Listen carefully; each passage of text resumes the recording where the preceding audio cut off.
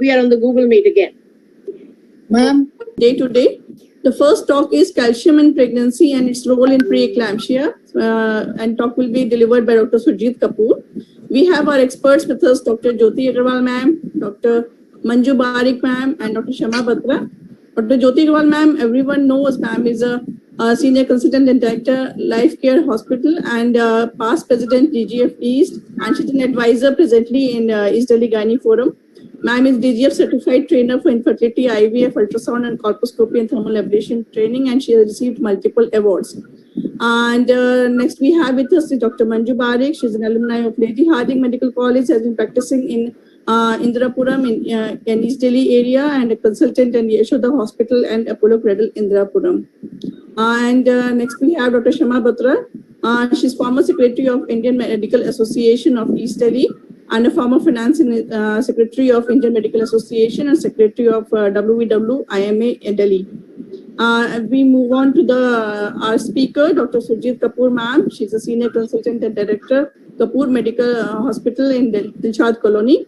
She runs a private center for more than 30 years, and she's a life member of AOGD Foxy and executive member of DGF East, and a recipient of Dr. APJ Abdul Kalam Appreciation Award with keen interest and vast experience in high-risk pregnancies and preventive medicine pertaining to women health. I will stop here and I request Dr. Surjit Kapoor ma'am to please share the screen and start the talk. Thank you so much for the kind words, Meenakshi. And first of all, my thank you to Dr. Shada Jain ma'am and Dr. Jyoti Bhaskar and Dr. Meenakshi Sharma for giving me this opportunity to talk about this topic. So without wasting, I'm starting my topic here. कराएंगे वैसे तो नहीं कराते आजकल Just wait for a minute, I'm carrying my Yes ma'am, your screen is visible. Thank you. Thank you. Calcium in pregnancy and its role in preeclampsia. I think our both all two. Madam ये hide वाला जो button है ना, ये hide वाला button, इसको टिक कर लो तो फिर ये टॉप शेयरिंग वाला भी चला जाएगा. टॉप शेयरिंग में हाइड वाले को जैसे टिक कर दो. Just click there. That's it. Click there. That's right. Yes. It disappears. You know, those all 206 of them are living, growing tissues that form a head to toe body framework for your body. Body cannot make calcium, so we need to get it from food or supplements. In pregnancy, body will do whatever it needs to take care of baby, including stealing. It actually takes calcium from mother's bones or teeth and give it to the newborn. So, my dear pregnant ladies, if you want to stay strong of your bones and teeth, you need to get extra calcium while the baby is growing inside you. Calcium is the most abundant mineral in the body, and it is essential for many diverse sections such as bone formation, muscle contraction, enzymes and hormone functioning, health nerves send messages. Most of the body's calcium is found in bones. Our bones are the reservoir of calcium, and teeth, 1% in intracellular structures, cell membranes and extracellular fluid. Calcium in extracellular fluid maintains its physiological equilibrium in three forms, namely ionic calcium, protein-bound and complex forms. Its absorption increases during pregnancy, and no additional intake is needed if there is adequate dietary intake. The recommended dietary intake by WHO is 1200 mg per day of calcium for pregnant women and lactating women. Inadequate consumption leads to osteopenia, tremor, paresthesia, muscle cramping in mother, and in fetus it leads to delayed fetal growth, low birth weight, and poor fetal mineralization. Calcium homeostasis, significant physiological changes occur in pregnancy which are aimed at preserving maternal homeostasis while at the same time providing for fetal growth and development. These physiological changes are expansion of extracellular fluid volume, falling albumin level, increase in renal function, and placental calcium transfer. Calcium homeostasis involves three calcitropic hormones, parathyroid hormone, calcitonin, and 1,25-dihydroxyvitamin K. Calcium homeostatic response during pregnancy includes increased intestinal calcium absorption, increase in urinary excretion of calcium, and increased bone turnover. The fetal skeletal growth takes place from mid-pregnancy onwards, with maximum during third trimester. The increase in calcium absorption is directly related to maternal calcium intake. Women with daily calcium intake of 1000 to 1200 mg during pregnancy of 57% during the second trimester and 72% during the third trimester. Calcium metabolism in the fetus is the active placental transport of large quantities of calcium from mother to the fetus at the rate of 50 milligram per day at 20 weeks of gestation to a maximum of 330 milligram at 35 weeks of gestation. Adequate maternal calcium intake can affect fetal bone health positively. Osteoporosis and pregnancy. At adequate levels of vitamin D, the calcium demands of mother and fetus are met through increased intestinal calcium absorption. But the severe vitamin D deficiency with secondary hypoparathyroidism during pregnancy leads to abnormal calcium homeostasis in the neonate. Maternal bone mass during pregnancy. Bone mineral density decreased by approximately 3% in the lumbar spine and proximal femur. Bone turnover rate increases throughout the pregnancy. Bone loss leading to osteoporosis and fracture is a well-recognized, but it is a rare complication of pregnancy and lactation. Who are at the high risk of bone density loss? It is adolescent mothers, multiple fetuses, and the low dietary calcium intake leads to there is a high risk of bone density loss in these patients. In India, a significant proportion of pregnancies occur in early 20s when peak bone mass is not yet achieved. Further, protein energy malnutrition and vitamin D deficiency are commonly encountered in this age group. Poor pre-pregnancy PMD, low calcium and vitamin D intake during pregnancy, and poor socioeconomic status puts these women on increased risk of developing low bone mass and later developing osteoporosis. 3 recent studies have used DEXA before conception and after delivery to assess the bone mineral density. In 2 of the studies, maternal lumbar spine bone density had dropped 4.5% and 3.5%. Preconception readings when they are compared with the readings obtained within 4 to 6 weeks of postpartum. The third study found no change in lumbar spine density measurement. And calcium and infant health, interpreting the effect of maternal calcium intake during pregnancy on infant bone density measured during the postpartum period is challenging. 256 women were randomized before 22 weeks of gestation to 2 grams per day of elemental calcium or placebo until delivery. DEXA measurement of the whole body and lumbar spine of the neonates were performed within the first week of life. The total body bone mineral content was significantly greater in infants who are born to a calcium supplemented mothers than in the placebo group. Calcium and preterm birth. A possible mode of action of calcium is that it reduces parathyroid release and intracellular calcium and so reduces smooth muscle contractility. By this mechanism, calcium supplementation reduces the uterine smooth muscle contractility and prevents preterm labor.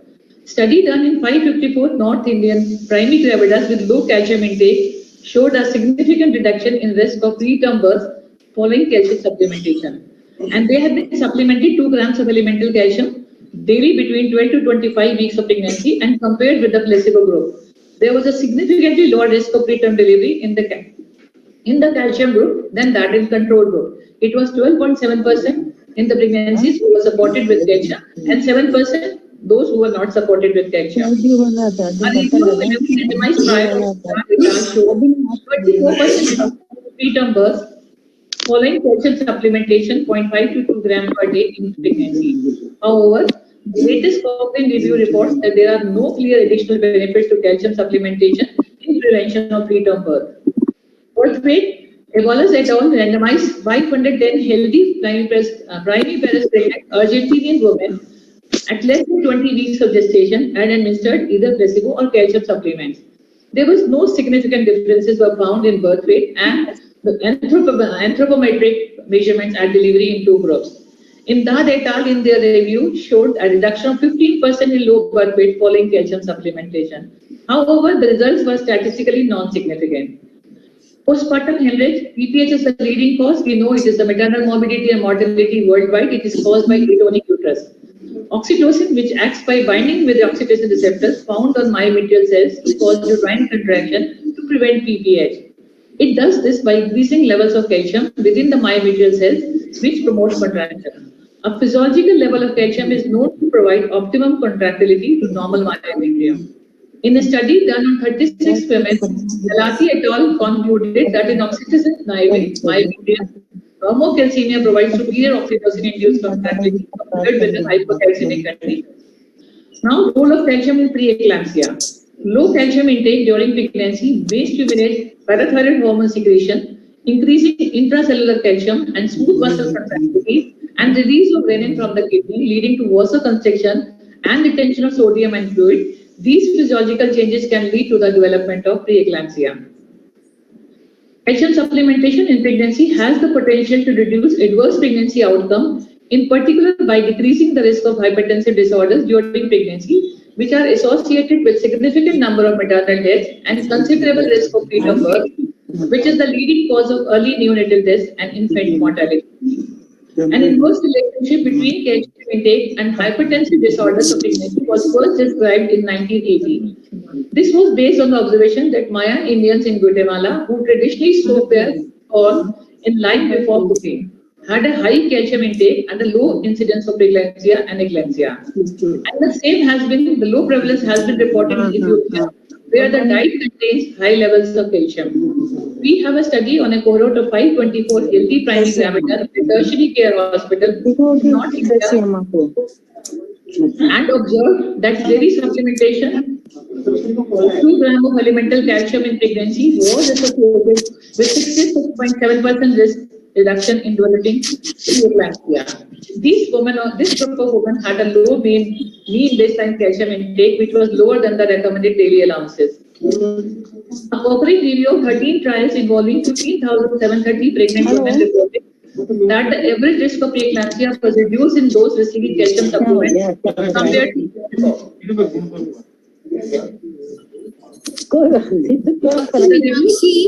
Dr. Meenakshi, if you can mute all the others because there is too much and we are not able to hear Dr. Sujit properly. Yes, Sachin, please mute everyone else than the speaker.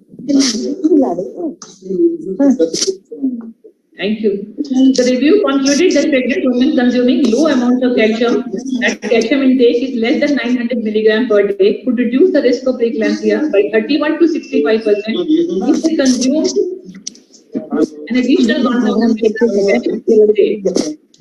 I think still there's a lot of research. The Cochrane review found good quality evidence that calcium supplementation with high doses, that is more than 1 gram daily during pregnancy, is a safe and relatively cheap way of reducing the risk of preeclampsia, especially in women from communities with low dietary calcium and those who are at increased risk of preeclampsia.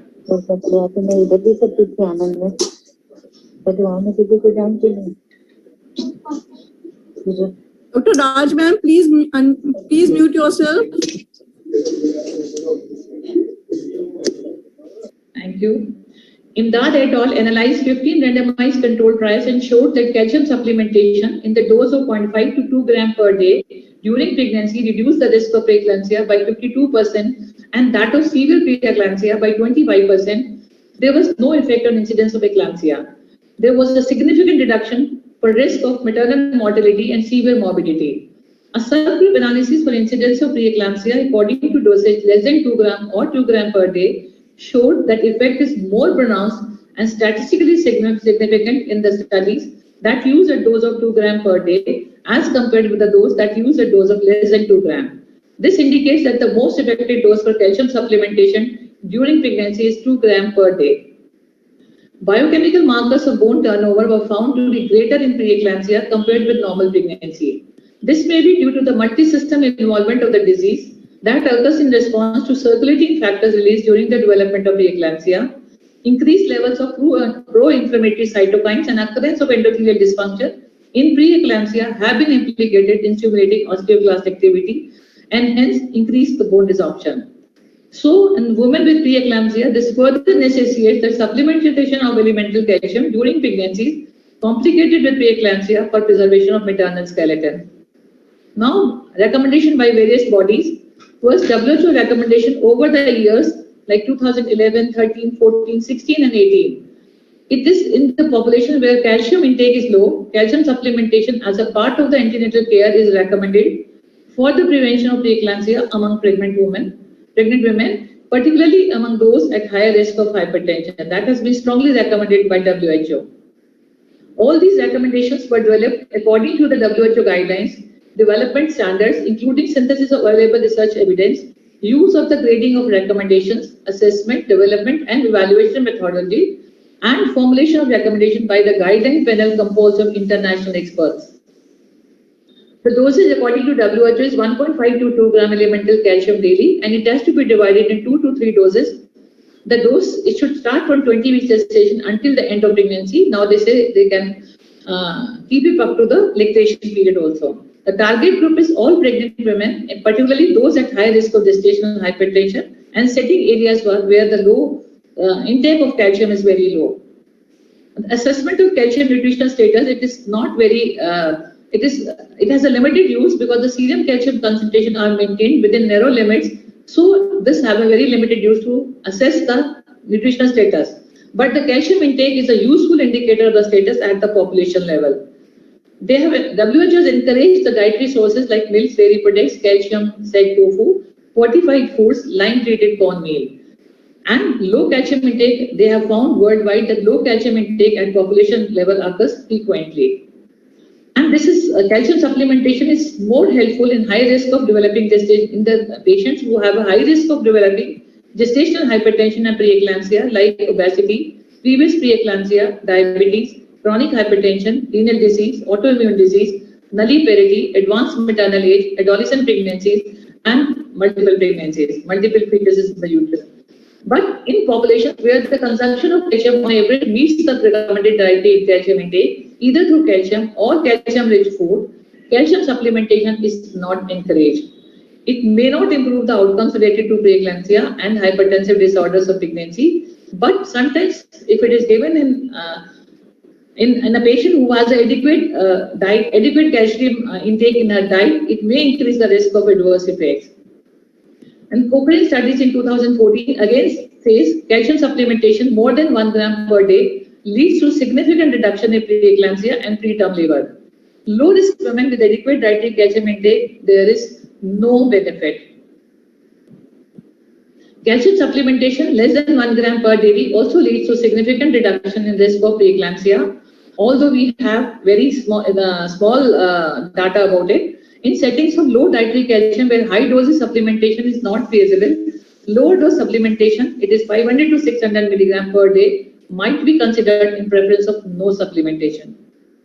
ACOG also recommends 1000 milligram per day in pregnant and lactating women 90 to 50 years of age and 1300 milligram per day for the girls 14 to 18 years of age, which is same for lactating and non-lactating women of same age.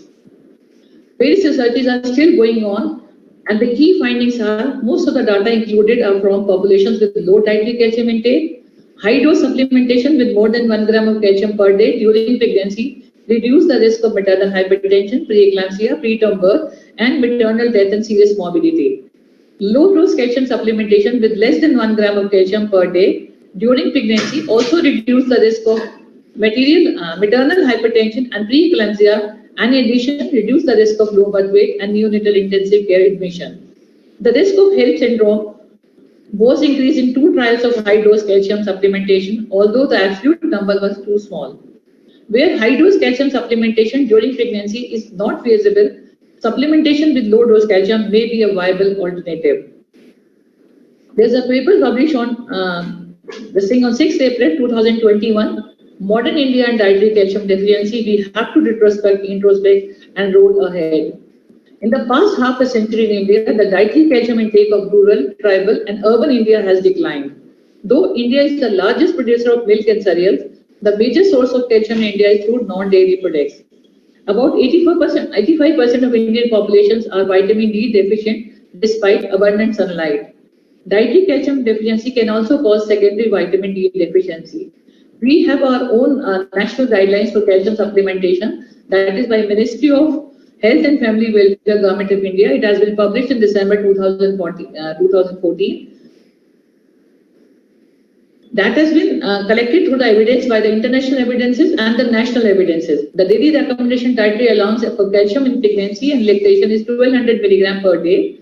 The National Nutrition Monitoring Bureau 2012 data from 10 Indian states shows that daily calcium intake during pregnancy and lactation for Indian women is less than 30% of the required daily allowances, which means it is only 400 milligram per day. This shows that most pregnant and lactating women in India have low dietary calcium intake. So there was a need for national guidelines considering the poor dietary calcium intake among pregnant and lactating women in India, high prevalence of hypertensive disorders in pregnancy, and to maintain uniformity in dosage of maternal calcium supplementation across the country. There was an urgent need to formulate our own guidelines for calcium supplementation during pregnancy. Moreover, there is ample universal evidence that calcium supplementation in pregnancy reduces the incidence of preeclampsia and other hypertensive disorders in pregnancy. Therefore, an expert group was constituted to deliberate on calcium supplementation in detail and to formulate guidelines for India. The present guidelines have been prepared based on recommendation of these experts and available national and international evidences. Target population, all pregnant women in the country. Individual states are free to implement this program across the states in a phased manner. All health facilities and outreach points in the state and districts have to be covered. The protocols for calcium supplementation in Indian guidelines, all pregnant and lactating women to be counseled about the intake of calcium-rich food. Oral calcium tablets to be taken twice a day, that is 1 gram calcium per day, starting from 14 weeks of pregnancy up to 6 months postpartum. Calcium and iron folic acid tablets should not be taken together since calcium inhibits iron absorption. Iron folic acid tablets should be taken preferably 2 hours after a meal. Each calcium tablet contains 500 milligram elemental calcium and 250 international unit vitamin D3. The preferred formulation for calcium is calcium carbonate. The rationale for inclusion of vitamin D is to enhance the absorption of calcium. Of future implications, while we are awaiting further research, policymakers and program planners should consider dosage of 1 to 1.5 gram elemental calcium per day, depending upon the local average and variation in dietary calcium intake, logistical feasibility, and acceptability in the target population. Prudent practice would entail daily administration of calcium carbonate administered in divided doses of less than 500 milligram elemental calcium per dose. These recommendations have the potential to substantially prevent maternal and perinatal morbidity and mortality. Preeclampsia is prevalent globally and prenatal calcium supplementation should be considered in all low-income country settings unless local data indicates that dietary calcium is already adequate. Beneficial programs and policies can be initiated with currently available information and revised as we continue to learn what works to benefit the health and survival of both women and infants. WHO also regulatory recommendations on calcium supplementation before pregnancy for the prevention of preeclampsia and its complication. It was published on 17th April 2020. The primary audience to recommendation includes health professionals who are responsible for developing national and local health protocols, particularly those related to preeclampsia and eclampsia, and nutrition for non-pregnant and pregnant women and adolescent girls, and those directly providing care to pregnant women and their newborns, including midwives, nurses, general medical practitioners, obstetricians, managers of maternal and child health programs, and relevant staff in Ministry of Health in all settings. It aims to help in increasing capacity in countries to respond to their needs on intervention before and early in pregnancy and to prevent the risk of preeclampsia during pregnancy and to prioritize essential actions in national health policies, strategies, and plans. So overall, the benefits of calcium supplementation during pregnancy is reducing the risk of pregnancy-induced hypertension, but the effect on maternal bone mineral density, fetal mineralization, and preterm births, we do not have much of evidence, they are less conclusive. Excessive consumption of calcium may lead to urinary stones and urinary tract infections. Calcium supplements are available as carbonate, citrate, lactate, gluconate. All these forms have good bioavailability. Calcium carbonate is the most common and has the highest content of elemental calcium, best efficacy cost ratio in pregnancy. Calcium supplements are available as capsules, tablets, soluble tablets, effervescent tablets, chewable tablets. Two nutrients should be preferably be administered several hours apart. Iron may be consumed between meals rather than taking together with calcium. How to monitor the woman's total daily calcium intake? Total intake per day should not exceed the locally established upper tolerable limit. But if we do not have such reference standards, an upper limit of calcium intake should not cross 3 grams per day. Antacids are not a rich source of calcium, they are not part of the diet, and their use should be limited to the treatment of heartburn and indigestion. Supplements, the calcium content of any other vitamin and mineral supplements that are also being taken should be considered when recommending calcium supplementation just to reduce the risk of hypercalcemia. You cannot replace the food with supplements. Food is considered as the best source of calcium. Now, our own Indian guidelines says the good dietary sources of calcium, we all know it is the milk, buttermilk, yogurt, cheese, ice cream, sweet potatoes, green beans. And if we want to do a dietary counseling of for a pregnant woman for calcium in pregnancy and lactation, we should ask them to drink at least 1 glass of milk every day, 1 cup of curd every day. They should take morning sunlight every day, at least for 15 to 30 minutes. They must take green leafy vegetables at least once a day. And they should take 1 cup of ragi every day. That is going to be suffice the dietary intake of calcium during pregnancy and lactation. Now this is the dancing skeletons. How can you do it? Calcium khao, khud jaan jao. Keep your bones healthy and strong. This is just for the fun. Calcium की गोली हाथ से नीचे गिर गई, उसके 2 टुकड़े हो गए. The Haryanvi Dadi, the one who is going to take milk every day, has a good amount of calcium, says, ले ससुरी खुद ही टूट गई, योगा करेगी हमारी हड्डियां मजबूत. Thank you so much. Thank you, ma'am. That was a great, humorous end to the talk. Wonderful talk. Okay, Jyoti, ma'am, please, ma'am. Yes, Dr. Surjit, wonderful talk, and I really liked your last slide. देखो खुद ही टूट गई तो हमें क्या जोड़ेगी? But I must say, Dr. Surjit, a very comprehensive and a complete workup on this common mineral calcium, which we have been using since our MBBS days. All of us using 30-40 साल हो गए use करते हुए. But you have given a very comprehensive and a complete workup, including all the national and international guidelines and how much to be given. It's better to give a low dose rather than giving no dose. And if possible, we can increase it to 2 grams. It not only prevents preeclampsia, but also helps in preventing PPH. And many a times, as what I gathered from Dr. Surjit's talk, IUGR का एक से calcium deficiency हो सकता है. She also beautifully highlighted the role of calcium in pre-pregnancy period, during pregnancy and the postpartum period also. Really, I don't have much to add to it after such a complete talk, but I was wondering while she was giving a lecture, we usually give 1 gram. So if the patient can tolerate, Dr. Surjit, we should go ahead and start giving 2 grams? No, it is. Dr. Shama, would you like to add something? I would like to say just one thing. As such, calcium carbonate is the best for absorption in terms of absorption. But some patients are not able to tolerate the carbonate. In that case, we can supplement calcium malate also. But the preferable will be the carbonate only. Even though oral calciums are very good, but they are expensive. If the patient can afford, then we can give the oral calcium also. And the second is the dietary source. And as I already said, the milk product and ragi is very good source of calcium. And plus sitafal and and til, they are very good source of calcium, and that should be included in our diet. And the calcium supplementation of more than 3 grams per day can lead to stones and UTI. So we should restrict in the low risk patient. We should restrict to 1 gram to 1.2 grams. But in a high risk, when the eclampsia, the risk of eclampsia, preeclampsia is there, we can increase the dose to 1.5 grams per day. Otherwise, everything was flawless and very good presentation by Dr. Surjit.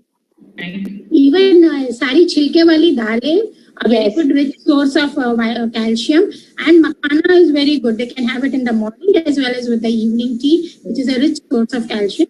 And besides this, we should also make a habit of asking at every visit कि आप अपना iron calcium खा रहे हो नहीं खा रहे हो. Just writing it on the prescription may sometimes not work, because if you really ask them, then they will come out. Doctor साहब वो बहुत गैस बन जाती है कैल्शियम खाने से, या वो बहुत बड़ी टैबलेट है आयरन और फोलिक एसिड तो खा लेते हैं, कैल्शियम खाना कई बार मुश्किल होता है. So we need to emphasize every time, and at least they will be there till their next visit. Very informative and a complete. But one thing, we should divide the calcium doses in 2, because if you give more than 800 at a one time, it won't be absorbed. So we have to limit. At one time, we have to take not more than 500. Dr. Sharma, your quick comments, please. Yes, it was very nice presentation, Dr. Surjit ma'am. I just want to know one thing, routine, so many calciums are coming, carbonate, citrate. Which one is your preference? Normally what you give regularly? It is in all guidelines says it is calcium carbonate. That's the highest level of elemental calcium iron. Although Dr. Manju Barik is right, when the patient is not, you can even switch over to citrate, you can switch over to oxalate, you can do the aspartate, you can give anything, but you should know the amount of elemental calcium in it. You have to complete the required doses. That is not the level. Calcium carbonate has a good absorption. It is like cost effective also. Ma'am, you are taking vitamin D separately with this only, with the calcium carbonate. I'm sorry, I couldn't get it, Shamma. Ma'am, are you giving vitamin D separately with the calcium carbonate? The tablets are coming vitamin D 100, 200. I think normally some brands they have a 1000 international unit, some brands has a 250 international unit. It depends upon what brand are you using and whatever the patients complain also. We are giving vitamin D supplementing with the calcium also. Separately also we are giving because 250 international unit is standard which has to be given minimum standard. Whether you have to give the minimum 250 international unit, but if the patient is deficient, if you feel like the symptoms of calcium deficiency or vitamin D, we can increase it up to 1000, even 2000 milligram per day initially. Then we switch over to weekly doses like 1000 or 250, 1000 international unit or 2000, might be more depending on the patient's requirement. Thank you, ma'am. Thanks. Normally I give vitamin D in some patients, those who are really complaining of body aches, backache and all that. We do not do any test for the calcium because the calcium tests are not very much suggesting that it is deficiency is there or not. But commonly our patients are calcium deficient and vitamin D deficient commonly. So I give them that calcium, vitamin D separately because 250 international unit is less. Yes. Thank you, ma'am. Thanks a lot. Thank you, ma'am. Thank you, ma'am. Now we move on to the next session. We have an excellent panel now, discussion on postmenopausal osteoporosis recent updates. The panel will be moderated by Dr. Deepti Nab, and we have our esteemed panelists, Dr. Rajesh, Dr. Renu Chawla, ma'am, Dr. Manju Sharma, ma'am, Dr. Kiran Chhabra, and Dr. Diti Khera, ma'am. And Dr. Preeti Dhamija. And Dr. Preeti Dhamija. Yes.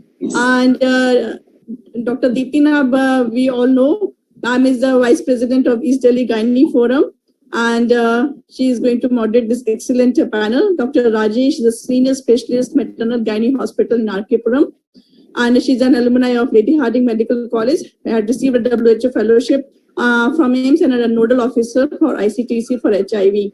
And then we have Dr. Renu Chawla, ma'am. Ma'am is an alumni of Lady Hardinge Medical College, and she's a joint secretary presently of East Delhi Gynae Forum. She has been practicing gynecologist since 91 in East Delhi, and she's the past treasurer of East Delhi Gynae Forum.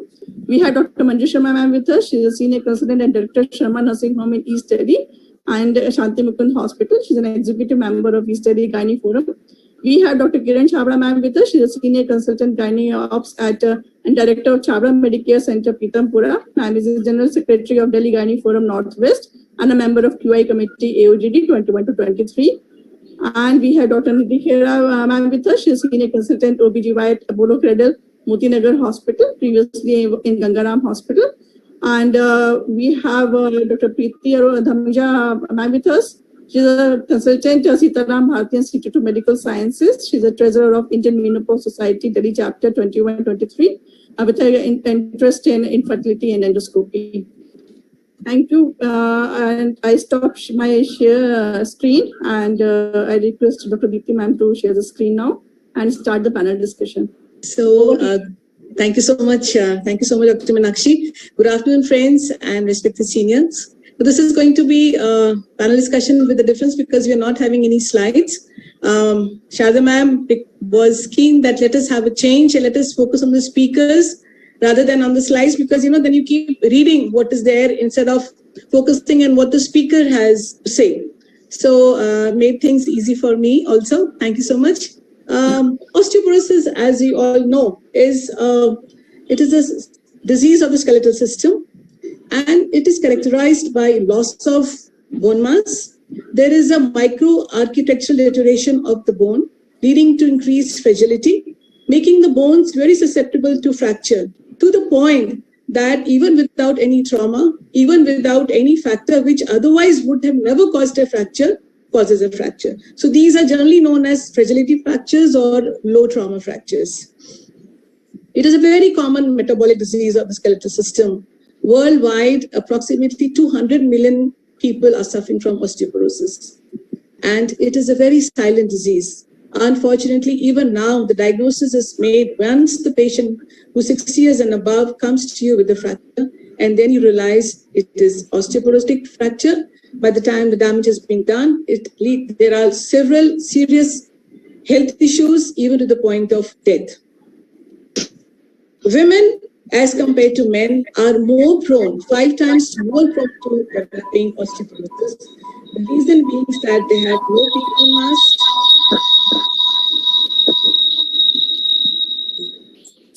They have low peak bone mass, and further compounded by the fact that there is loss of protective effect of estrogen.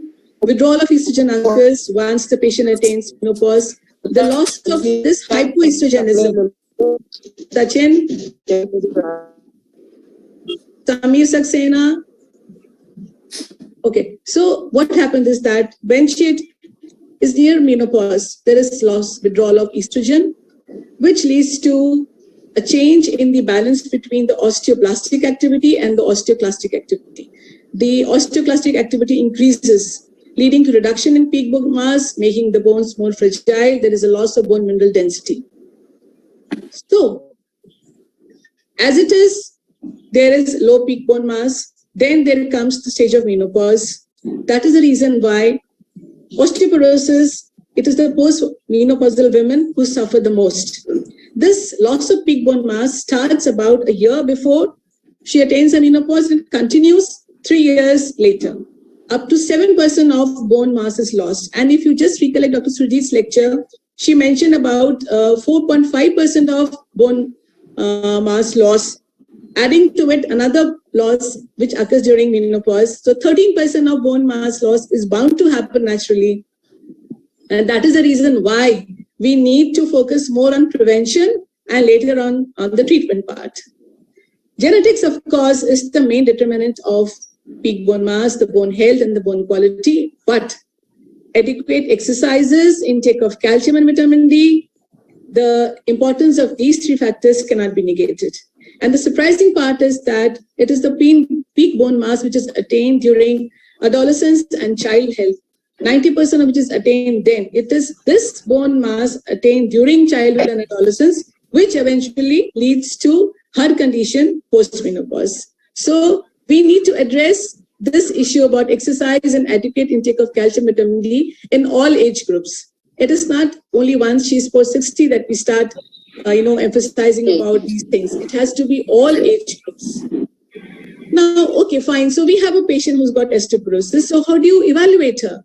First and foremost is, after we diagnose this patient, we need to verify what are the risk factors which can increase the susceptibility to fractures. So evaluation is, it includes how do you assess for fracture risk factors, then any biochemical evaluation, and then comes the most important part, that is the radiological imaging. So we have our speakers, our panelists who will be talking about the DEXA scan, and then there is a very wonderful tool. It actually predicts the risk of fractures in the future, which is called the FRAX tool.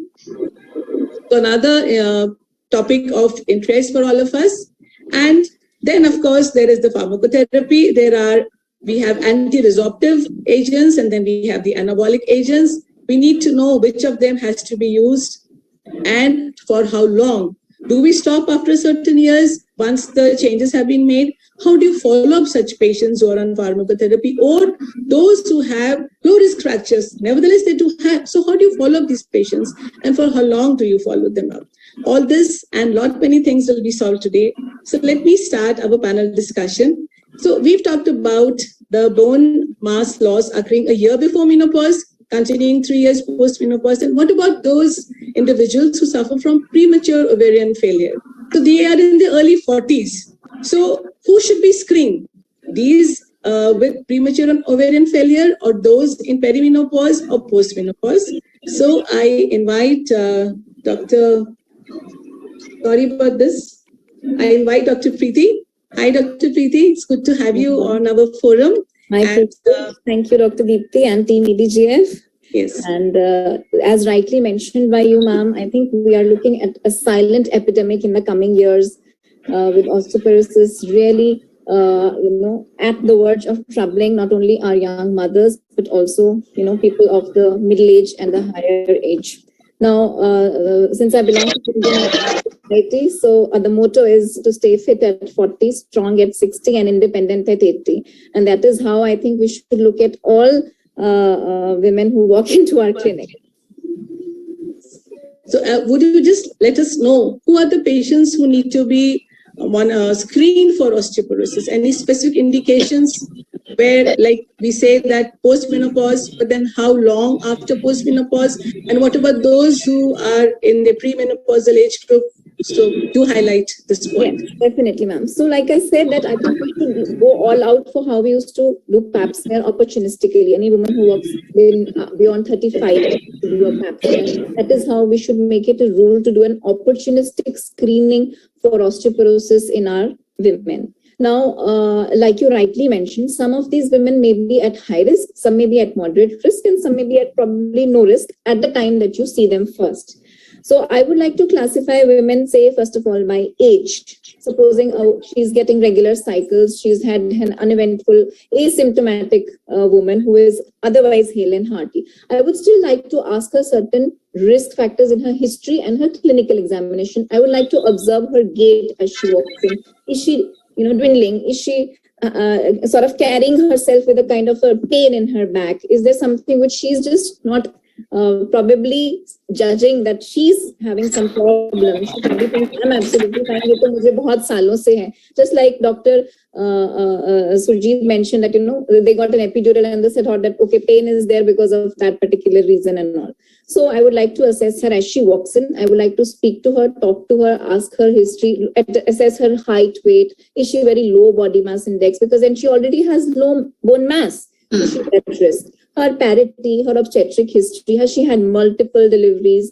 Was she taking adequate calcium during that time? How is her dietary intake? How is her physical activity? How dependent she is for routine work? As she gets up from the chair, probably her ability to get up will also help me judge whether her muscles are also weak or is there some pain or catch in the back that she's having. So the major risk factors that a woman can have in her history that can reflect that she may either be right now osteopenia, which is less, not significant bone mass, or she may be headed towards osteoporosis. So I would like to ask her the history of any kind of, smoking, alcohol. Has she ever taken a long course of steroids? Is she suffering from any kind of rheumatoid arthritis? And of course, being a female, being an Asian female, she's already at a loss of bone mass, as we already said. Any history, premature history of menopause or a family history? Has she herself suffered a fracture in past, or a close family relative, maybe elder sister, even parent has had an osteoporotic fracture? I have to explain to her first what an osteoporotic fracture is. She may not clearly know that, that without any provocation, did her mother ever become bedridden or become stooped or go on to have a major hip fracture later in her life. So I have to sensitize her about these things. Then her sunlight, exposure to sunlight, which is so rare these days. What are the supplements she's taking? Is she also suffering from any kind of, endocrinological disorder, diabetes, hyperthyroidism, or inflammatory bowel disease? So all this has to come in the history. History can be a very strong tool to detect whom to screen further. That is by clinical examination, biochemical tests, or radiological investigations. Then there will be women who are already into menopause. So I would like to screen almost every woman and administer, at least a bone mineral density for her who is more than 5 years into menopause. At least, that is an interaction and opportunity I'm getting to meet her. She may not visit again. And in less than 5 years into menopause, any of the risk factors that we have just discussed, she should be sensitized and also motivated to have a bone mineral density, because it is absolutely painless non-intervention kind of an investigation. You just tell her it's like an X-ray. They fear the look at the machines, they fear the kya karenge, pata nahi kya hoga. So all this has to be explained to a woman so that she understands the importance of that she's at risk, one, and secondly, how important this risk is. It can turn even fatal, very debilitating, make her lose her quality of life later, how frequent she should be in. And at every interaction, I would like to also sensitize her for the importance of calcium and vitamin D Yes. in her diet. So broadly speaking, we can say that all postmenopausal women beyond 5 years, and if postmenopausal less than 5 years, as Dr. Preeti has just mentioned, all the multiple risk factors, a detailed history will tell us where and who should be screened for osteoporosis. So now, like there is a very wonderful quote that prevention is better than cure. So that is the next step. Let us prevent osteoporosis. And I invite Dr. Nidhi Khera, who will throw some light on this. But how do you prevent osteoporosis? Dr. Nidhi. Thank you, ma'am. So, like you very rightly said, prevention is better than cure. And really no disease fits it better than osteoporosis. When we talk about prevention for osteoporosis, the situation starts way back, like you said in your introduction. It starts not just at the focus at menopause or perimenopausal, but it starts very early in the onset. So when we talk about the levels of prevention, I'll keep my answer very brief because we have a long discussion to go. So we have primary, secondary, and tertiary. Primary for any disease is before the onset of disease. So here when we're talking about osteoporosis, what can we do before the onset of disease? And here the target is children, young adults, adolescents. That is the age group to be targeted.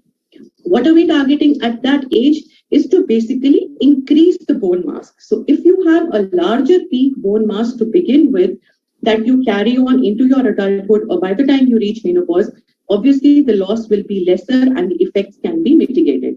So that's your primary prevention aimed at accrual of a maximum, as much as possible, bone mass that you can generate at that particular time. How do we go about doing it? Exercises form the mainstay of increasing the bone mass. Includes also your calcium supplementation started way back in young childhood and adulthood, as well as vitamin D supplementations. But primary prevention at the same time also includes measures and educating our youth about what would be the effects of bone disease later on in life. So the sensitization starts right then and there only. And at the same time, we also educate them about what would be the harmful effects of caffeine, of smoking, of alcohol intake later on in life with the bone loss. Coming to secondary prevention for any disease is like now early screening and picking up as early as possible those who are at an increased risk of osteopenia and osteoporosis, or probably the ones who are already at an early stage of the disease, to pick up those people and to start treatment for them as soon as possible. And here the target would be perimenopausal and menopausal, so it's middle-aged and the older women that we are targeting. Again, here the mainstay remains exercise. So always it's going to be exercise, and exercise, not just for prevention, but for treatment, for delaying the effects, and also for preventing fractures. So we develop a comprehensive program of exercises to increase the strength, to increase the flexibility, to increase the coordination, learning about the balance. The recommendations are a good exercise 2 to 3 hours a week. So if we split it up, ideally it would be something every day. So we get used and tuned to the fact, like the way that we would be brushing our teeth every day. So it is as integral and as important as that, about half an hour of an exercise every day.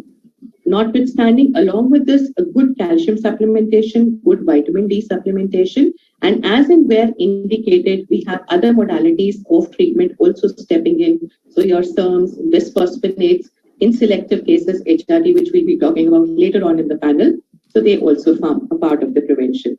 And just one line about the tertiary prevention, that is, once the disease has now set in, what can we do for rehabilitation? So then there are these measures to reduce the risk of fractures and to create an environment around the women and the home around them, which makes them fall-proof or fracture-proof.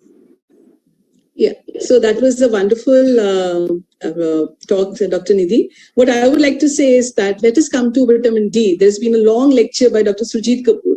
So very broadly speaking, all postmenopausal women should be supplemented with 60,000 units of vitamin D every month or every 2 months, depending upon her condition. So, without going into details, into minor, whether 300 day, 600 day, 800 day, just forget it.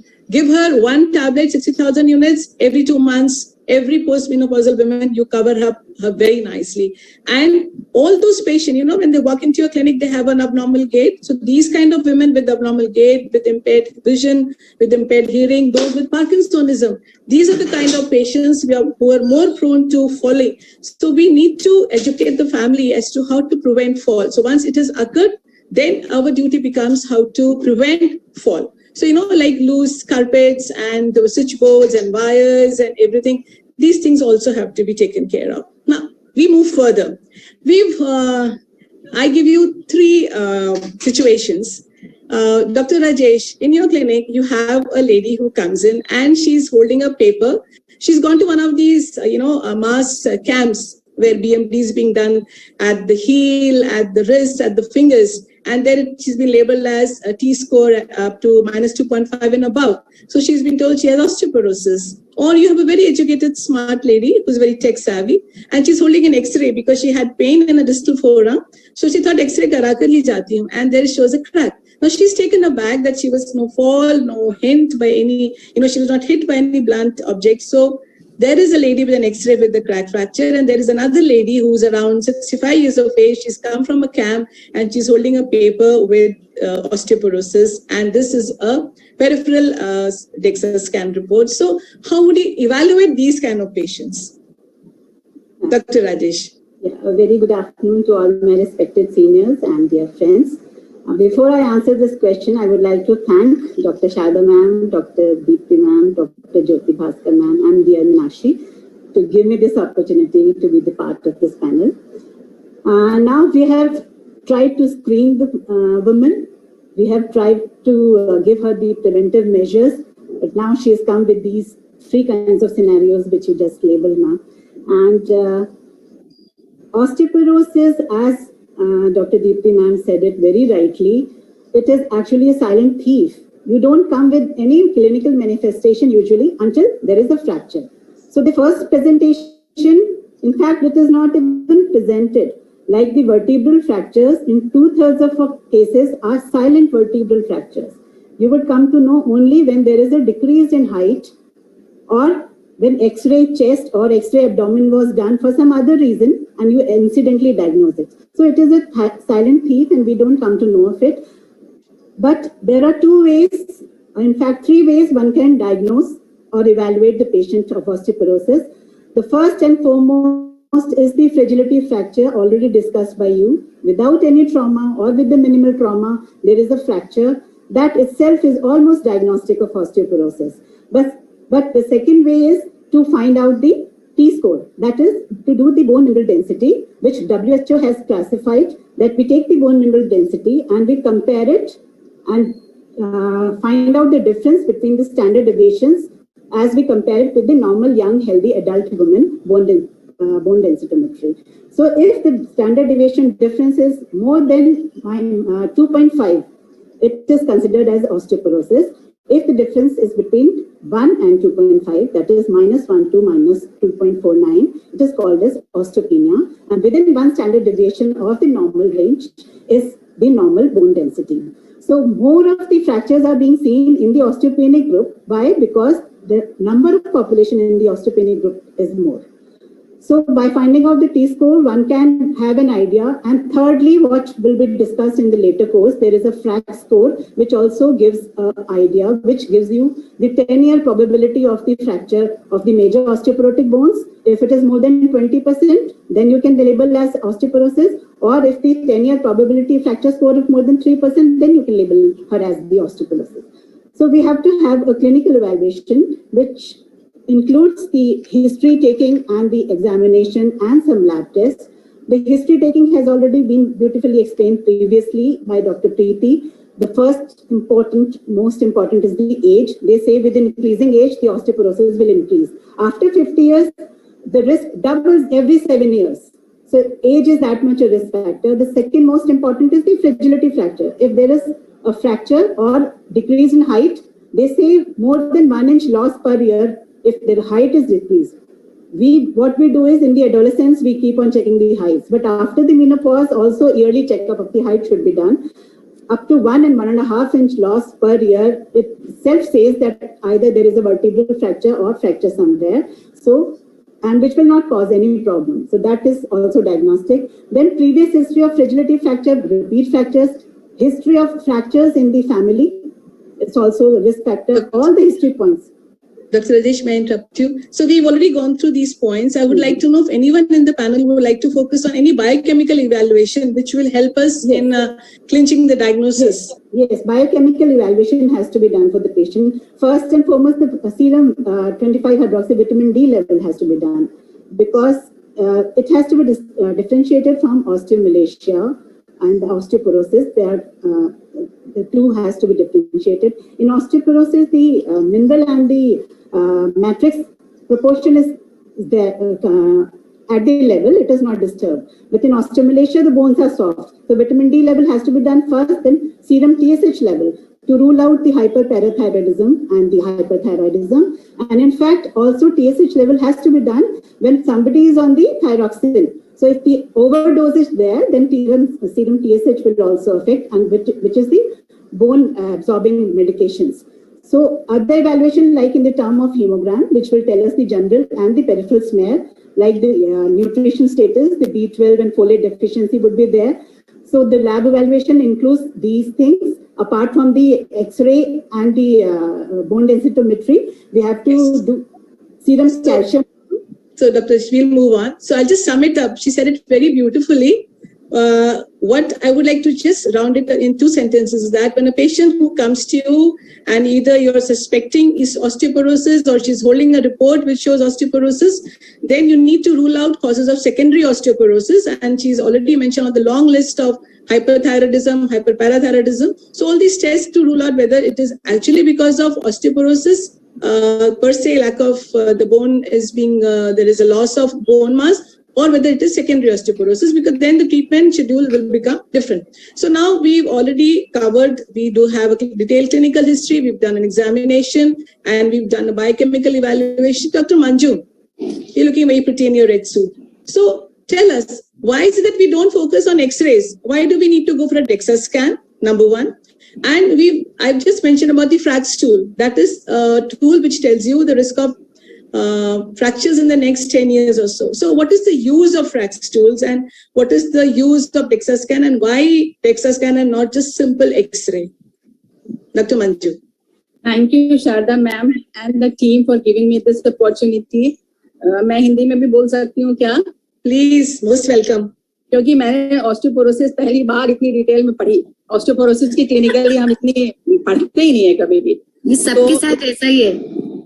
तो अब हमें सबसे पहले मैं एक practical सी चीज सोचती हूँ कि जैसे मान लो हमारे पास एक अभी बताया गया है ना प्री मैच्योर ओवेरियन फेलियर की पेशेंट है, हाइपोगोनाडोट्रोपिक हाइपोगोनाडिज्म है या हम ज्यादा डिपो इंजेक्शन दे रहे हैं, ये ड्रग्स भी बहुत इंपॉर्टेंट होती है हमारी हिस्ट्री में, GnRH एगोनिस्ट दे रहे हैं. तो मैंने वैसे तो जो गाइडलाइंस अमेरिकन गाइडलाइंस वो तो कहती है कि तुम्हारे पास 50 साल की कोई एयर होता है तो उसे इवेलुएट करो, बट इंडिया में क्योंकि ऑस्टियोपोरोसिस पहले हो रही है तो मैंने ये सोचा है कि जो मैं प्रैक्टिकली करूंगी, मान लो 40 साल से बाद जो भी लेडी मेरे पास आती है, जो बुक्स में मेंशन है दैट इज 50, तो उनमें हमें सबसे पहले फ्रैक्स स्कोर करना होता है. फ्रैक्स स्कोर क्या होता है? It is a prediction of osteoporosis for next 10 years. It's a prediction of fracture. So and BMD is what? BMD is the bone mineral density कि आपकी बोन्स में कितनी कैल्शियम है. अच्छा, एक्सरे में क्या है? एक्सरे की एक इंपॉर्टेंस थोड़ी सी ऐसे हो जाती है कि अगर हमारे पास कोई पेशेंट एक्सरे लेके आ रहा है तो जो बहुत एक्सपर्ट लोग होते हैं उनमें दिख जाता है उनको कि थोड़ी ऑस्टियोपीनिया के फीचर्स हैं, तो ऐसे पेशेंट्स की भी हमें BMD करानी चाहिए. तो मतलब BMD के इंडिकेशंस क्या बनते हैं? यूजुअली तो 65 ईयर्स से कहते हैं कि जरूर कराओ, लेकिन अगर हमारी ladies, Indian ladies 5 years post menopause है तब भी कराएंगे हम BMD, या फिर विद इन 5 years जो रिस्क फैक्टर हैं वो है तो हम करा लेंगे BMD. अब हमने BMD करानी है तो हमें क्या देखना उसमें हमें देखना है लंबर स्पाइन का बोन मिनरल डेंसिटी और हिप का बेसिकली. तो फीमर नेक होता है, वॉटन्स ट्रायंगल होता है, मतलब अपर पार्ट ऑफ फीमर और हिप का देखते हैं और लंबर वर्टिब्री 1 to 4 का देखते हैं. हम लोग रेस्ट को इवेलुएट नहीं करते हैं फर्स्ट टाइम. रेस्ट का हमें इवेलुएशन BMD का तब करना है जब पेशेंट को बायलेटरल हिप रिप्लेसमेंट हुआ है, when the femur is not developed. ठीक है. अब हमने पता चला कि वो टी स्कोर से कैलकुलेट किया हमने कि पेशेंट जो है वो नॉर्मल है या ऑस्टियोपेनिक है, जैसे डॉक्टर राज ने बताया. ऑस्टियोपेनिक के बजाय लो बोन मास कहते हैं आजकल हम लोग -0.1 से 2.5.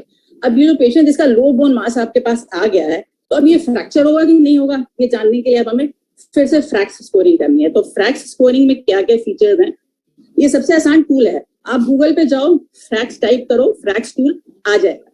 फिर आप उसमें इंडिया कंट्री डालोगे तो उसमें पूरा एक वो आ जाता है कि पेशेंट की एज क्या है, सेक्स क्या है, बीएमआई क्या है, रिस्क फैक्टर्स जैसे सिगरेट स्मोकिंग है, अल्कोहलिज्म है, पेशेंट कोई स्टेरॉइड्स तो नहीं ले रही है 3 महीने से ज्यादा, या कोई family history of hip fracture तो नहीं है, दिस वेरी इंपॉर्टेंट। फिर उसमें पेशेंट का जो है हमें फ्रैक्स स्कोर बीएमटी और विदाउट बीएमटी दोनों हो सकता है। तो पहली बार आई तो हमने बिना बीएमटी के करा, अगर उसका स्कोर हमें लगा कि 9.3% से ज्यादा है मेजर ऑस्टियोपोरोटिक फैक्टर का, कोई भी एज हो आप बीएमटी करा लो। अब आपने बीएमटी करा ली, बीएमटी में आपको आया कि नॉर्मल है, खुश हो जाओ, 15 साल बाद कराने की जरूरत है। बीएमटी में आ गया ऑस्टियोपोरोसिस है, आप उसे ट्रीट करो। अब कौन से पेशेंट्स हमारे डाउटफुल होते हैं, जो लो बोन मास वाले हैं। इन बोन मास में फिर से हम फ्रैक्चर रिस्क असेसमेंट करते हैं, तो फिर से हम सारा प्रोटोकॉल डालेंगे और अब हम इसमें बीएमडी भी ऐड कर देंगे। तो बीएमडी उसमें ग्राम पर सेंटीमीटर स्क्वायर में होता है। ग्राम पर सेंटीमीटर स्क्वायर को आप कैलकुलेट कर सकते हो। उसमें आप अगर अपनी डेक्सा मशीन का वो डालोगे तो वो टी स्कोर में आ जाता है, तो उससे हमें एक और बेटर मिल जाता है। अब हमारे पास फ्रैक्स भी आ गया, हमारे पास बीएमटी भी आ गया, तो 10 years प्रेडिक्शन और बेटर हो गया। इसके अलावा क्या है कि एक होता है ट्रेबिकुलर बोन स्कोर ऑल्सो। जैसे आपकी बोन मिनरल डेंसिटी कम है या ठीक भी है, तो अगर आपकी ट्रेबिकुली कम है, ट्रेबिकुली वीक है, जैसे कि डायबिटिक्स जो होते हैं पेशेंट उनमें, या फिर जिसमें हमारे को असेसमेंट की थोड़ी बहुत ये ऑस्टियोफाइट्स हैं या रूमेटॉइड आर्थराइटिस है, जिनमें सेकेंडरी हाइपर मतलब ऑस्टियोपोरोसिस के चांसेस ज्यादा हैं, उनमें अगर हम ट्रेबिकुलर बोन स्कोर ऐड कर दें तो ये ट्रेबिकुलर बोन स्कोर भी डेक्सा स्कैन में ही आ जाता है। उसमें एक सॉफ्टवेयर है जिसमें आप डालोगे ट्रेबिकुलर बोन स्कोर, वो आपको डेक्सा स्कैन वो भी बता देगा। तो ये हमारा एक प्रैक्टिकल अप्रोच होना चाहिए। अच्छा, और फिर क्या हुआ कि फ्रैक्स स्कोर की इंपॉर्टेंस क्या है। एक तो वो पेशेंट्स को आप ट्रीट कर रहे हो जिनमें आप डाउटफुल हो, और दूसरा ये है कि पहले आप लो जो 9.3 आ गया तो आपने सबका बीएमटी कराना है। अब अगर फ्रैक्स स्कोर आपने कैलकुलेट किया, लो बोन मास है और आपका जो है हिप फ्रैक्चर की रेट 3% से ज्यादा आ रही है, या मेजर ऑस्टियोपोरोटिक फ्रैक्चर्स 20% से ज्यादा आ रहे हैं। तो मेजर ऑस्टियोपोरोटिक फ्रैक्चर्स कौन से फ्रैक्चर्स, जैसे कि हिप का फ्रैक्चर हो गया, वर्टिब्री का फ्रैक्चर हो गया, आपका रिस्ट का फ्रैक्चर हो गया, प्रॉक्सिमल बोन का फ्रैक्चर हो गया, शोल्डर का फ्रैक्चर हो गया, ये सब मेजर ऑस्टियोपोरोटिक फ्रैक्चर्स होते हैं। तो इस तरह से हम लोग फ्रैक्स और बीएमटी का इकट्ठे असेसमेंट करते हैं। और अगर हम अदरवाइज स्क्रीनिंग बताएं तो जैसे ये जो मैडम ने भी डिस्कस किया था, ये क्वांटिटेटिव अल्ट्रासाउंड वाला जो कैल्केनियन की बोन लेके आते हैं ये लोग अल्ट्रासाउंड करा के, इनका जो है क्योंकि WHO में इनकी स्कोरिंग नहीं चलती है, तो हम लोग यूजुअली डायग्नोज करने के लिए नहीं करते हैं। For diagnosis of osteoporosis BMD is the gold standard. लेकिन इनका क्या है कि अगर आपने कैंप में करा लिया और अगर कैल्केनियन में भी आपकी लो स्कोरिंग आ रही है तो डेफिनेटली सेंट्रल वाले में तो आपकी लो स्कोरिंग होगी। तो ऐसे पेशेंट्स को बीएमटी के लिए जरूरत है। अच्छा, अब जो ये बीएमटी है ये एरिया ऑफ द बोन करता है, ठीक है। एक और चीज होती है क्वांटिटेटिव सीटी स्कैन। तो क्वांटिटेटिव सीटी स्कैन पूरा वॉल्यूम ऑफ द बोन भी असेस कर लेता है। BMT is a 2-dimensional picture, and basically quantitative bone CT scan is a volumetric assessment of the bone. So that is very costly and 100 times more radiation. So we are not using it in routine purposes, but I've just mentioned it because it is used in research settings also. So let me conclude. DEXA scan is the gold standard for measuring the bone mineral density and how much bones the patient has. Then like Dr. Manju's mentioned कि generally इसकी value आती है grams पर centimetre में, but इसको convert कर देते हैं T score and Z score. Doctor Deepti, जैसे हमारे पास 2 स्कोर्स हैं, एक होता है टी स्कोर, एक होता है जेड स्कोर। तो जो टी स्कोर है ये हम लोग कैलकुलेट करते हैं एक हेल्दी कोहर्ट की जो बोन डेंसिटी होती है वो सेम सेक्स की। अगर हम इसको सेम एज से कंपैरिजन करने लगते हैं तो हमारा जेड स्कोर आता है। तो पोस्ट मेनोपॉजल पेशेंट्स में हमें टी स्कोर देखना होता है, जेड स्कोर नहीं देखना होता। Z score we are using in children. Millions of women across rural India suffer from breast cancer, fibrocystic breast disease, and complications during pregnancy. Most of these cases are linked to an iodine deficiency. Supplements in the form of pills already exist, but women weren't in the habit of consuming them. So how do you give these women the required dosage of iodine? Almost every Indian woman wears a bindi. a traditional symbol of beauty. That's all. But what if these tiny little dots could do more? What if they could save lives? Talwar Bindis, in association with Neil Vasai Medical Foundation and Research Center, introduced the life-saving dot, Jeevan Bindi, an idea that transformed bindis into iodine patches. Every woman requires between 150 to 220 micrograms of iodine daily. During the course of the day, these bindis dispense that amount to the wearer.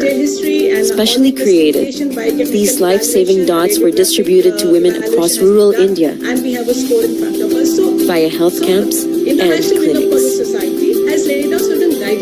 In a nation of 500 million women, these tiny little dots were no longer just a symbol of beauty. They now spelt the difference between life and death. This iodine patch, worn like a bindi, the decorative dots many Indian women wear on their forehead. It dispenses the Please remember, all these treatments are individualized, and please also remember when you are having a patient with osteoporosis, take a detailed history of the drugs, even something small like prolonged intake of antacids which have aluminum. These also lead to increased bone mass loss. Even patients who are diabetic, not only the disease per se, but certain oral hypoglycemic agents like pioglitazone, which is a very popular drug. Even these, the drug itself causes increased bone mass. So need to keep a focus. So I invite Dr. Kiran now. Ma'am will throw some light upon the various pharmacotherapic agents and how to use them. What are the various options we have? So thank you, Dr. Deepti, Dr. Sharda Jain ma'am, and Dr. Jyoti Bhaskar for inviting me to this panel. I have heard all of you, and I kind of understand this now that actually it is a silent killer, and we have to try to nip it in the bud. And for that, we have to start telling our youngsters, adolescents, and even the females who come to us for deliveries and all, that they should take care of their bone health also from a very early age. So now when we have, when the patient has come with all the investigations and T-score, and it has been proved that the patient is osteoporotic. So we have 3 groups of drugs with us as of now. The one is bisphosphonates. These, the mechanism of action of these bisphosphonates is that they decrease the resorption of the bone. Then we have selective estrogen receptor modulators, and these on the bones, these act as estrogen activity. They have estrogenic activity. So increase, they help in protecting the bone density.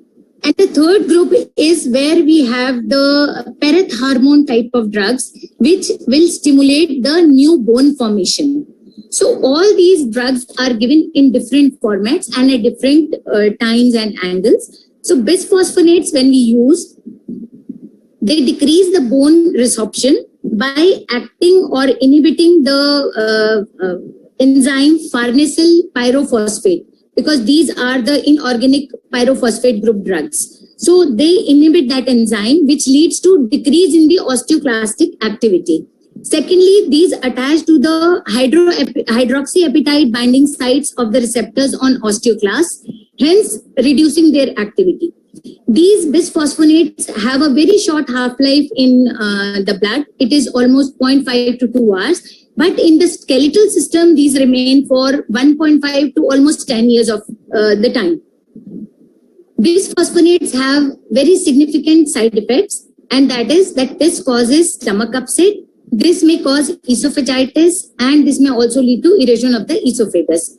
So in such case, this, to avoid all these side effects of bisphosphonates, these have to be given on an empty stomach with a glass full of water, and the patient should be advised to stay up and about for 30 to 60 minutes without eating or drinking anything during that time. This will minimize her effects on esophagus and the stomach. But 2 more important risk factors are there, important side effects of this drug are there. When it is used for a very long time, like 3 to 5 years, it may lead to necrosis of the jawbone when we go for jaw surgery or implantation, dental implantation or tooth extraction. Plus also it may lead to silent atypical femoral bone fractures. So we have to be very careful by using these drugs, though we can use them for a very longer time. But after certain time, we should give patient a drug holiday. And then we should re-evaluate the patient whether we can continue with these drugs or not. As of now, bisphosphonates are the first line drugs available for osteoporosis. Bisphosphonates have contraindications also. So we should not use them in the patients with kidney disease. And if the patient has very low calcium, because these bisphosphonates also allow, they do not allow the calcium efflux from the bone when the bone osteoclastic activity is going on after we start them. So in those cases where we have renal impairment, in those cases there is a new drug called denosumab, which is used in such cases. This is an FDA approved drug.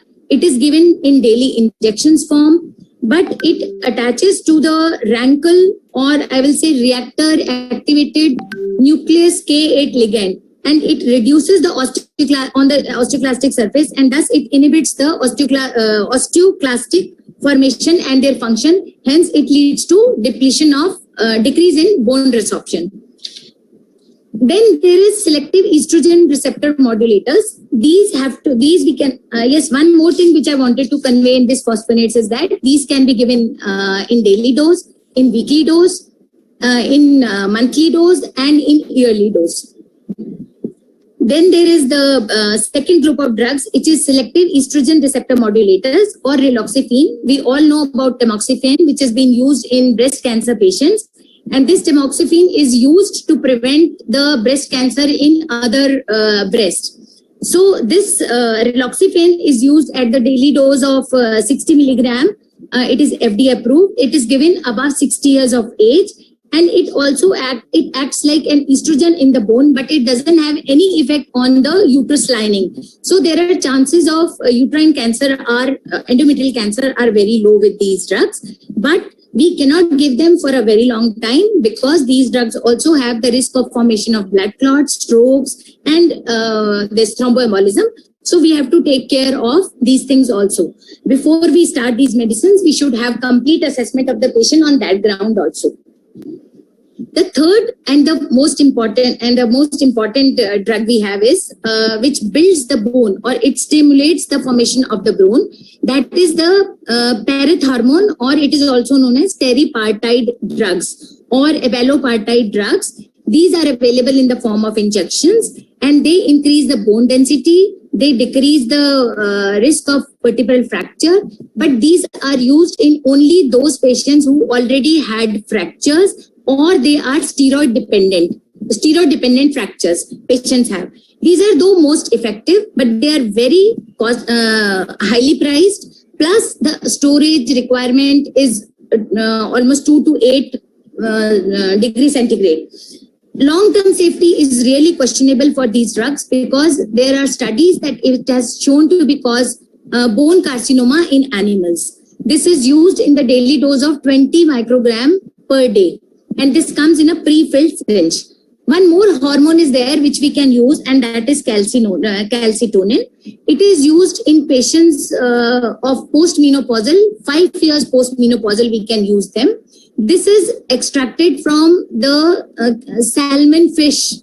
Calcitonin, which is used, it's extracted from the salmon fish, but it also has some side effects. It is available in nasal. Kiran, please, we make it very precise and short. Okay, so, it inhibits the osteoclastic activity and also decreases the resorption of the bone. That is all, but it is available in sprays, so it causes nasal bleeding as well. So let us make it very precise, friends. So in short, I just revised, we have bisphosphonates, then we have SERMs. The beauty of SERMs is that they are like estrogen on the bone, but not like estrogen on the breast and uterus, like the endometrium. And then, of course, we have the anabolic drug, that is teriparatide. And then, of course, we have calcitonin, not much used. So now that we have prescribed the drugs to the patient, Dr. Renu, please, very brief. And you know what we actually would do if you were going to give the patient alendronate, suppose say a weekly bisphosphonate or even a yearly bisphosphonate, how will you follow her up? How long will you give her? And How will you follow her up? So make it very short and tell me what you would like to do if you're doing it. Sorry. हम तो orthopedic surgeon को भेज देंगे. Yes, but then we are Dr. Sharda Jain's student, and she has taught us that you ought to know everything. So we will send, no doubt about it, but you should know what he's doing. Is that justified or not? Because she's going to come back to you. You have referred her. She's going to come back to you and she's going to ask you कि मुझको ये बोला है. So you should know that yes, जो बोला है correct है, or whether you have certain doubts and how you will make it comfortable for the patient. So I am a student. I think we ought to know. Dr. Renu, please, very precisely. Yes. You're muted, Dr. Renu. You're muted. First of all, I'd like to thank EDGF for giving me this opportunity.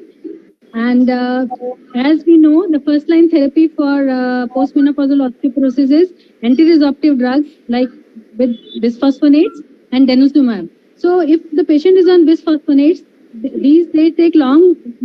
These bisphosphonates are stored in the bone for a long time. So if the patient has taken it for 1 to 2 years, so we need to monitor the patient. So the mainstay of monitoring is by the use of DEXA scan.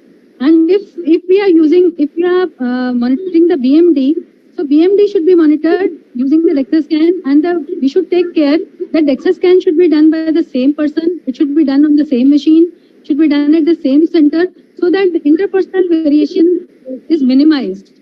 So main importance is this. So once we have seen that the DEXA shows improvement, and there is bone density has improved, and so we can prolong the interval. Usually the monitoring is done, DEXA scan is repeated every 1 to 2 years after the start of the treatment, and thereafter every 1 to 2 years. The other modalities which will tell us that the patient is improving are the skeletal status. We can monitor these by doing X-rays, and where we will focus on the X-ray of the thoracic and lumbar spine, and which will tell us whether there is improvement in the bone density or not. Otherwise, we can do bone turnover markers also. They will also show us whether the patient is improving or not. So once we have seen that the patient is improving and patient is on bisphosphonates, so we can plan a drug holiday for these patients. So recommendation is one can give a holiday from bisphosphonates 1 year after if the patient is on risedronate, 1 to 2 years if the patient is on alendronate, and 2 to 3 years for patients using zolendronate. So there is a rank order for binding affinity for the bone between these bisphosphonates.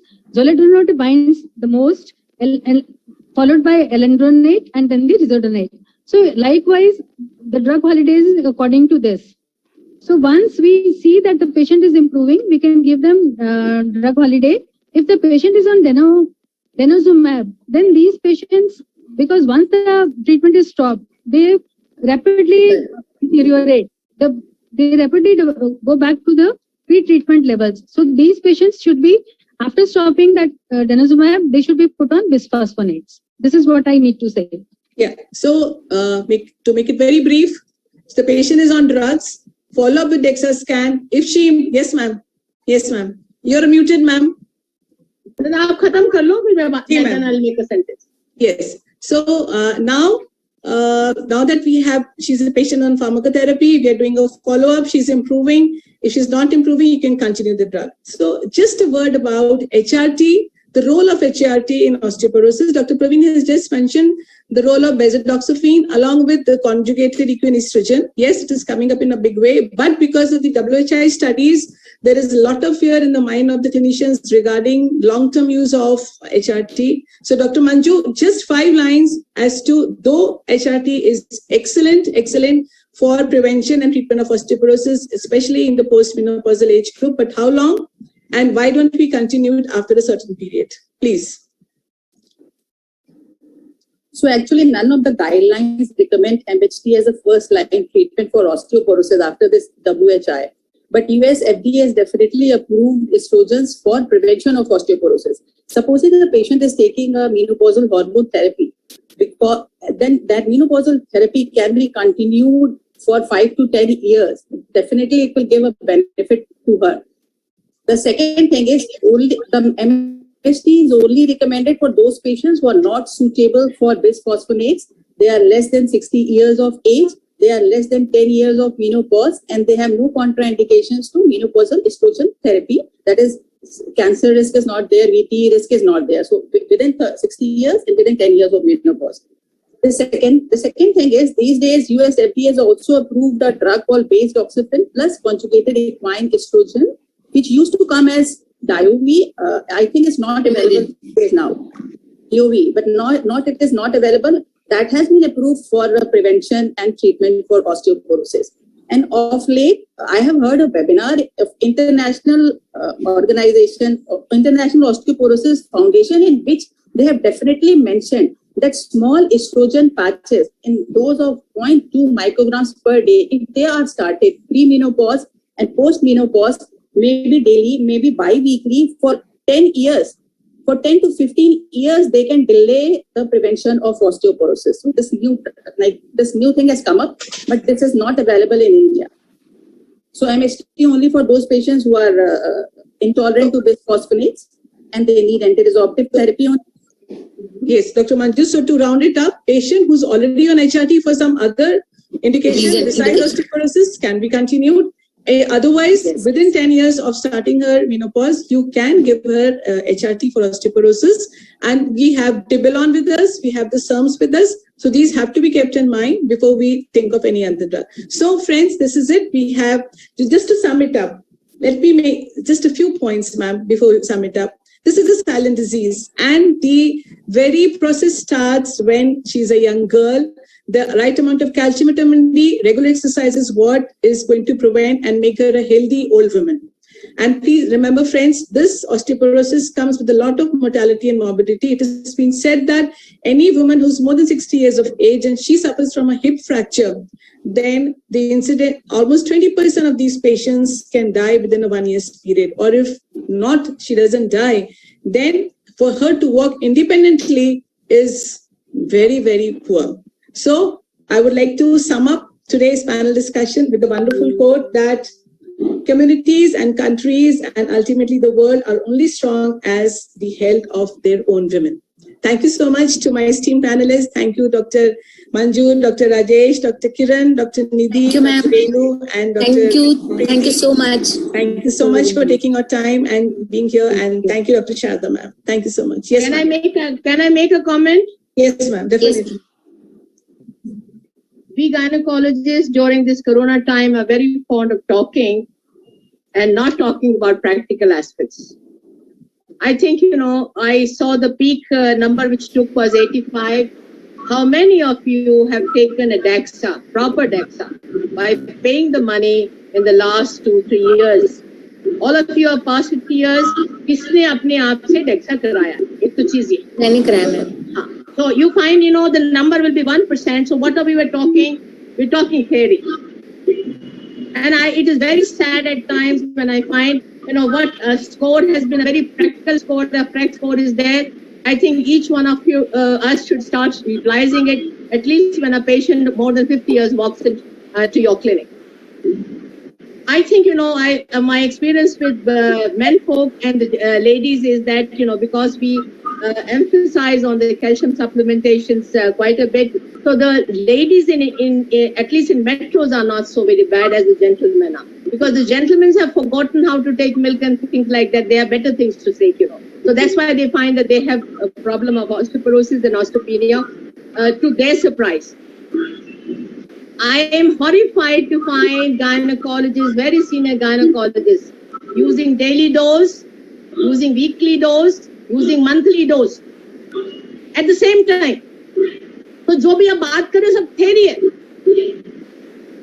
Senior gynecologist using daily dose, weekly dose, monthly dose. I'm an example at the age of 74. I used to have 1.1, not the normal. Then when I had menopause, it came down to 1.4. I took Zoledronate for 3 years, and I got a DEXA done on the 1st of March. This month is absolutely all right. This is called prevention. खुद नहीं करोगे तो खाली theory करोगे। आपने जितना भी mention किया डॉक्टर किरण ने सब कुछ है, आपने कितनी बार यूज किया अपनी जिंदगी में? जो आपने अपनी जिंदगी में यूज किया है बस वही बात करो। This is what my submission to you is कि आपने पेशेंट को सप्लीमेंटेशन है, all of you R post menopausal, कितने लोग ले रहे हैं 1.1 ग्राम कैल्शियम एवरी डे? थ्योरी पहले खुद करो फिर दूसरों को देखो। So this is what I want to say, that you should be very clear when to should screen 65 वालों तो उनके लिए तो है ही, पर हम लोग के लिए we have to be proactive to see that our skeleton is all right, our height does not decrease, and our bone health remains all right. This is what basic point is of reviewing time and again is, जो आप करते हो उसी को बोलो, जो आप करते हो उसी को बोलो, जो आप नहीं करते उसको मत बोलो। जितना आपने सब बताया, बस एक चीज ये बात है, ज़ोलेंडोनेट आप यूज करेंगे तो आपने किडनी फंक्शन टेस्ट जरूर कराना, सीरम क्रिएटिनिन वगैरह जरूर करा लो, बिकॉज दिस पर्टिकुलर ड्रग जो है उसके लिए आपको पता होना चाहिए कि this can harm.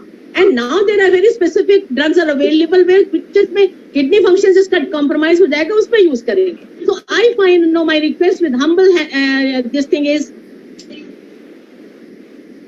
initially panel discussion was started was without PPT. This has only come in the last 10 years because the moderator wants to show that he knows, she knows everything. आपका speaker बोलने से पहले ही slide आ जाता है, फिर speaker की क्या जरूरत है भाई, तुम ही बोल दो। This is the bad trend which has come in the last 10 years. Earlier, they were in panel discussions were never like this. And secondly, always talk practical. जो आप करते हो बस उसी को दो. So I will like final comment after my comment from Dr. Nidhi Khera. What is your take on it?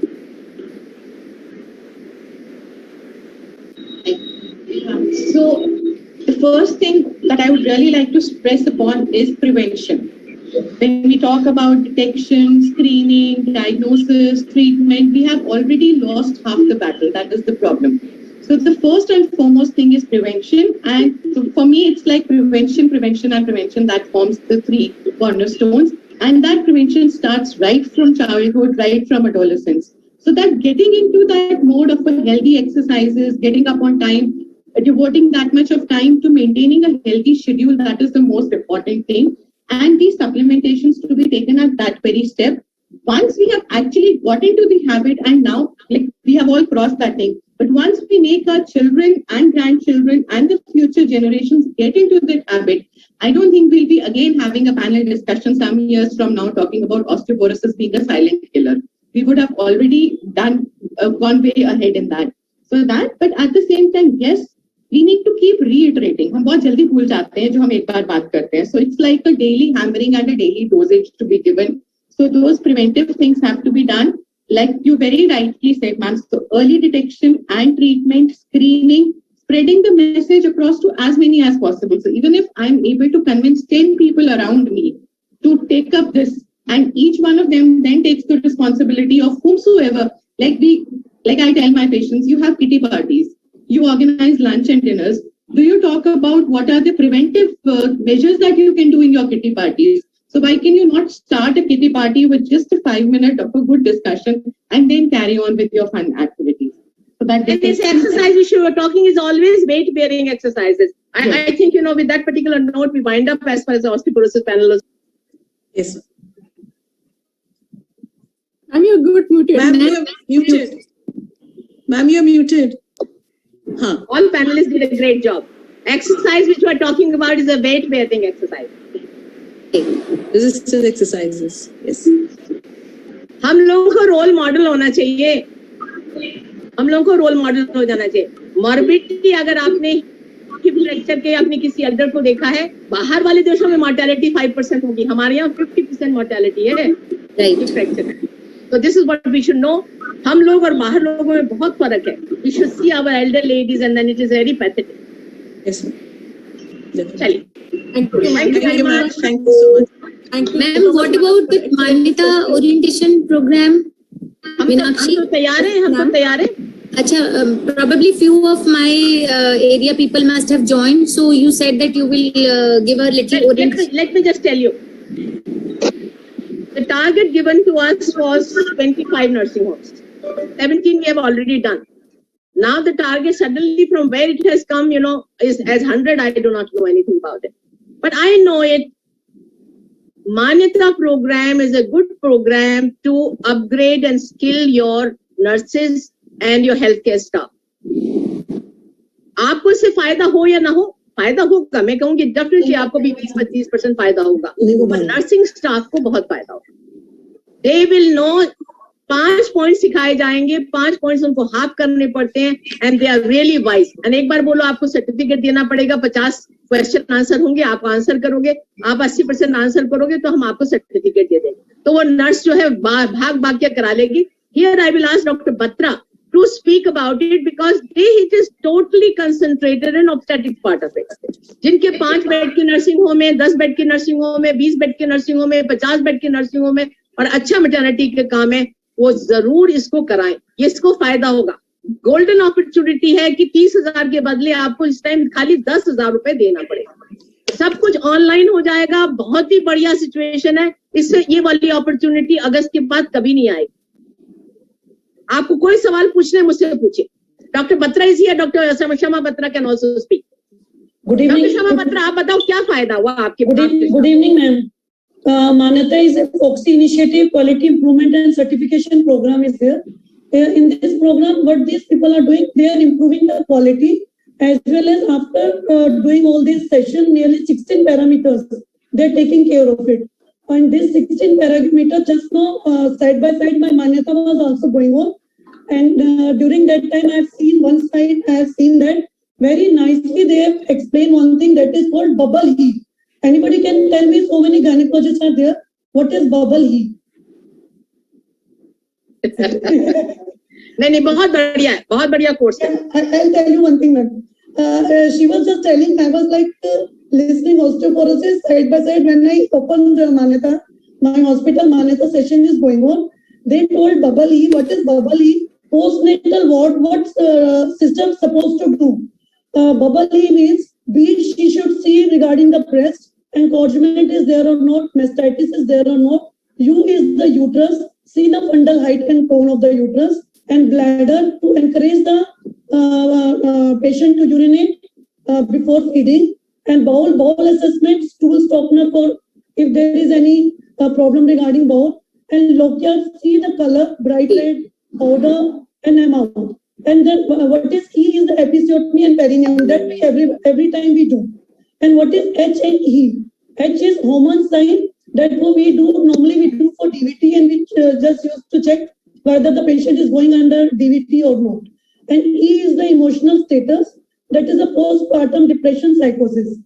So I just want to say, by this, I just want to say, that they are teaching all these things, basic, very practical things they are teaching to the staff. And there are nearly 7 to 8 sessions are there. And so on that 8 session, they will include 16 parameters. And it will be like my staff are getting wiser day by day.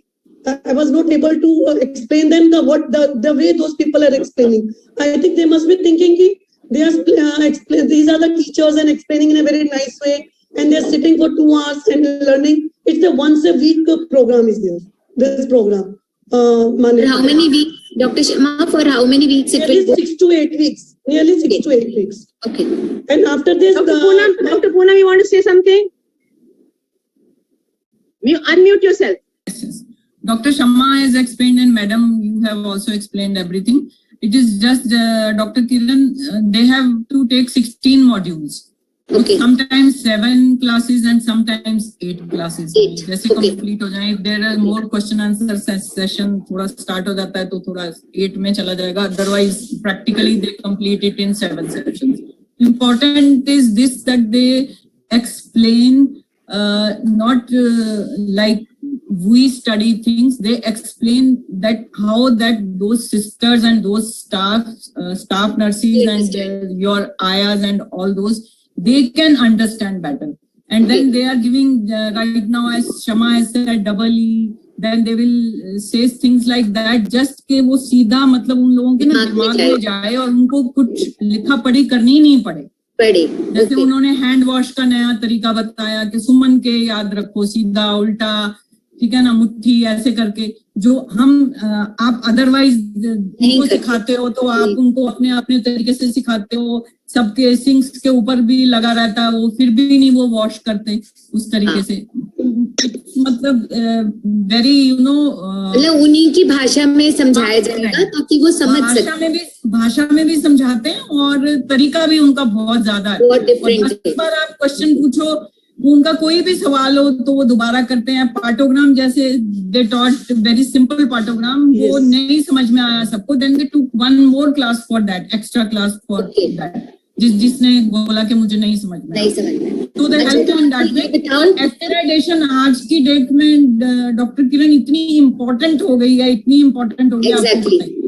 No, so my area 5-6 लोग तो ready हैं, मैं उनको आपका number दूं, वो आपसे collaborate दे दो, किसी को भी दे दो, कोई प्रॉब्लम है ना। दे दो, क्षमा बत्रा को नोडल पॉइंट बनाते हैं, क्षमा बत्रा और पूनम को आप इमीडिएटली पेमेंट शुरू कर दीजिए और उनको बोलिए अगस्त में ही बस देंगे और बाद में देंगे नहीं। ठीक है, कंसेशन अगस्त का महीने का। आपको गायनोकोलॉजिस्ट को भी फायदा होगा, जितने आपके सेंटर में आते हैं उनको फायदा होगा, नर्सेज वगैरह को तो फायदा होगा ही होगा। मैम मुझे 2-3 क्लिनिक वालों का